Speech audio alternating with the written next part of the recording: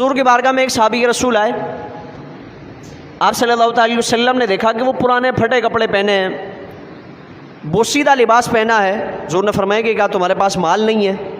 अल्लाह ताला ने तुम्हें माल नहीं अता फरमाया? अर्शी आसुल बहुत है, अल्लाह ने बेपनाह माल अता फरमाया। तो हुजूर ने फरमाया कि जब अल्लाह ने माल तुम्हें दिया है, ये नेमत तुम्हें दी है, तो उस नेमत का इजहार अपने लिबास के ज़रिए करो, अपनी ज़ेब व ज़ीनत के ज़रिए उसका इजहार करो। यानी अल्लाह ने अगर तुम्हें मालो दौलत की फरावानी अता फरमाई है तो अच्छा पहनो, अच्छा लिबास पोशाक इख्तियार करो, अच्छा खाना पीना इस्तेमाल करो, ये सारी चीज़ें अल्लाह की नेमत है, उसका तुम इजहार करो।